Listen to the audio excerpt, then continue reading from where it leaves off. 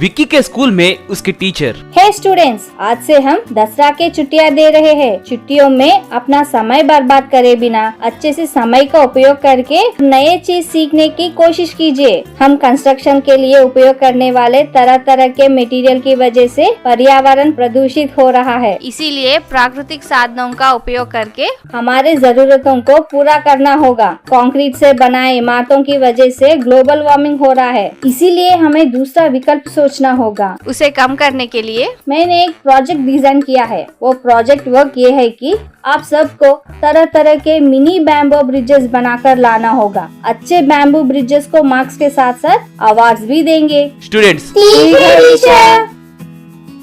Class होने के बाद घर जाते वक्त ये क्या रे, मैंने इन छुट्टियों में हमारे नानी की घर जाकर अच्छे से वहाँ मेरे दोस्तों के साथ खेलने के लिए सोचा था, मगर हमारे टीचर ने हमें असाइनमेंट प्रोजेक्ट दिया। वैसे भी हमारे नानी के गांव के पास एक जंगल है। उस जंगल में बहुत सारे बांस के पेड़ है। उनसे मैं मिनी बैम्बू ब्रिज तैयार करूँगा। चिंटू, तुम्हारा प्लान क्या है?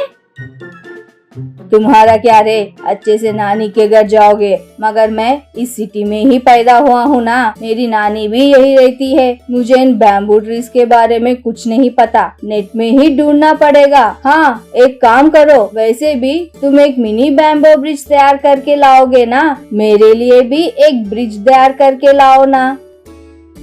ठीक है रे, नो प्रॉब्लम, तुम्हारे लिए बना कर लाऊंगा, मगर इसमें एक छोटी सी समस्या है। प्रोजेक्ट मैं बनाऊंगा तो मुझे अच्छी अच्छी बातें सीखने के लिए मिलेगी, मगर तुम नहीं सीख सकते हो ना। मेरी बात मानो और तुम्हारे माता पिता से बात करके मेरे साथ मेरे घर आ जाओ। हम दोनों मिलकर प्रोजेक्ट का काम करेंगे। मेरे घर में परमिशन देंगे कि नहीं मुझे नहीं पता रे, फिर भी पूछ के देखता हूँ कि क्या कहेंगे। कहकर चिंटू उसके पिता के पास जाकर, पिताजी, हमारे स्कूल में मिनी बैम्बू ब्रिज बनाने का एक प्रोजेक्ट दिए। मैं वो मेरे दोस्त के साथ मिलकर करने की सोच रहा हूँ। अगर आप अनुमति देंगे तो मैं छुट्टियों में उनके नानी के गांव को जाने की सोच रहा हूँ। ठीक है रे, जाकर आओ। कभी कभी अलग अलग जगह जाकर नए लोगों को मिलने की वजह से हमें नई बातें सीखने का मौका मिलेगा, कहकर उसे भिजाया।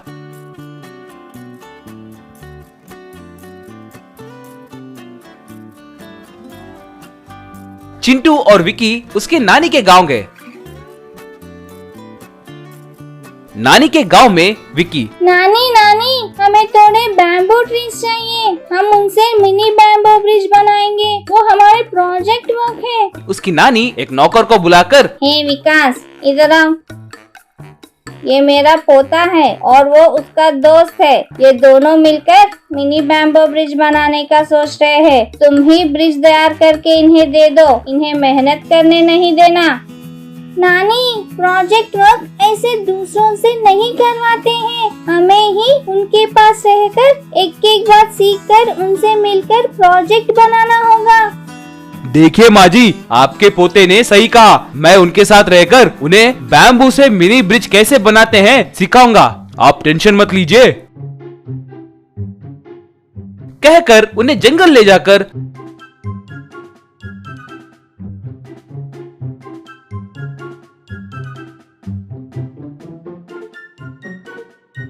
तरह तरह के बैम्बू ट्रीज को लाकर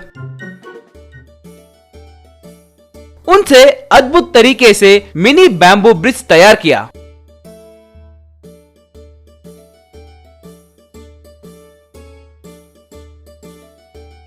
वो देखकर विक्की और चिंटू, विकास भैया, आपको बहुत धन्यवाद। आपने हमारे लिए एक अद्भुत मिनी बैम्बू ब्रिज तैयार करके दिए हैं। ये बहुत अच्छा है। इस ब्रिज को बनाते बनाते हमने बहुत कुछ सीखा है। बिना सीमेंट और रेती का उपयोग किए प्राकृतिक साधनों का उपयोग करके ऐसे अद्भुत निर्माण कर सकते हैं, कहकर हमने इस प्रोजेक्ट की वजह से समझ आ गया है।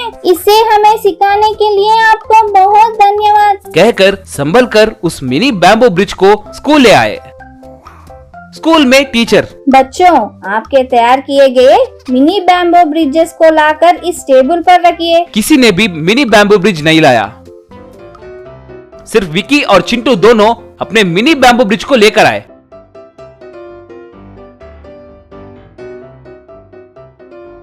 वो देखकर टीचर, ये क्या बच्चों, आप लोगों को बैम्बू ट्रीज नहीं मिले क्या?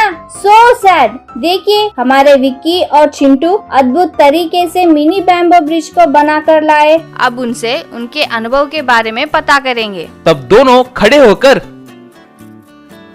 देखिए फ्रेंड्स, अगर मैं भी आपके जैसे ही शहर में रह गया होता तो मैं भी काली हाथ क्लास आता था। प्रकृति के बारे में और उसमें मिलने वाले अद्भुत साधनाओं के बारे में मुझे पता नहीं चलता था। नेचर में मिलने वाले बैम्बू ट्री से अगर हम निर्माण किए तो ग्लोबल वार्मिंग को कम कर सकते हैं। उतना ही नहीं, समाज में अलग अलग लोगों को मिलने से हमें भी नए चीज सीखने का मौका मिलेगा। ये सब मैंने विक्की के वजह से सीखा। कहते ही सारे बच्चे विकी के लिए तालियां मारने लगे।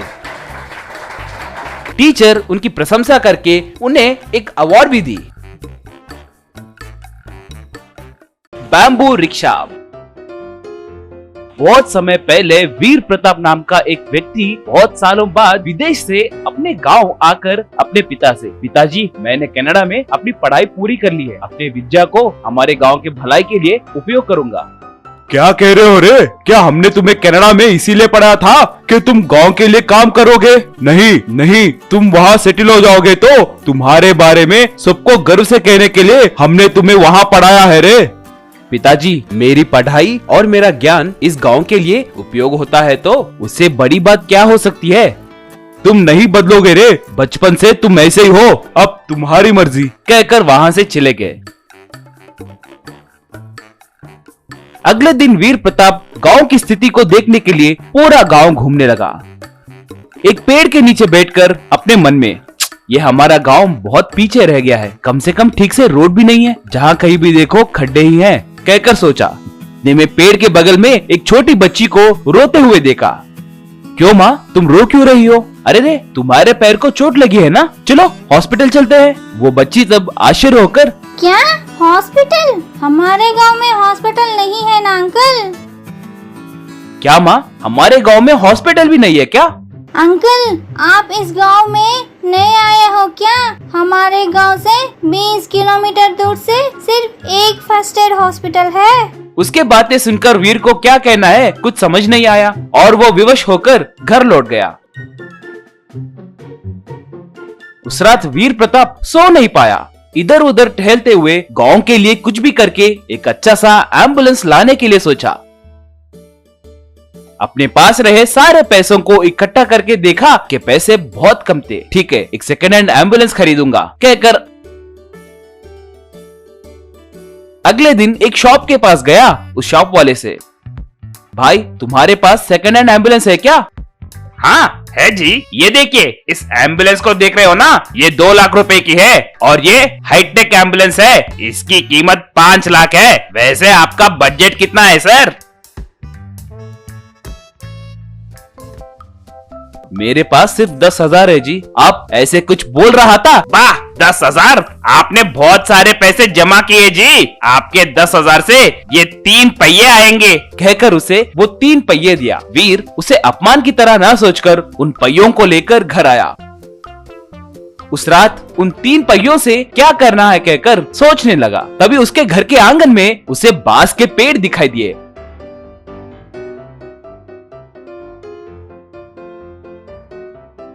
वो तुरंत उन बांस के लकड़ियों से बहुत मेहनत करके एक बैम्बू रिक्शा को तैयार किया। अगले दिन उस बैम्बू रिक्शा को चलाते हुए गांव में घूमने लगा। उसे देखकर एक व्यक्ति, क्यों वीर प्रताप, कनाडा में रिक्शा चलाना सीखे हो क्या? कहकर उसका मजाक उड़ाने लगा। एक बार उस गांव के जमींदार की बेटी को प्रसव पीड़ा होने लगी। ठीक समय पर एम्बुलेंस भी नहीं मिलने के कारण जमींदार को क्या करना है कुछ समझ नहीं आ रहा था। तभी वीर प्रताप अपने बैम्बू रिक्शा के ऊपर जमींदार के बेटी को बिठाकर शहर ले जाने लगा।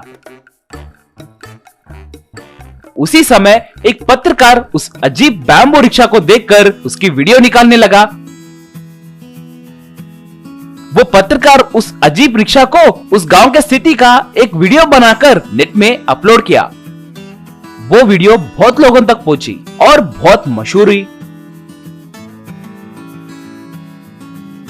उस गांव का कलेक्टर उस वीडियो को देखकर उस गांव की स्थिति को देखने के लिए निकला। रास्ते में खड्डों को देखकर गांव की स्थिति के बारे में पता करके तुरंत उस गांव को नए रोड डलवाया।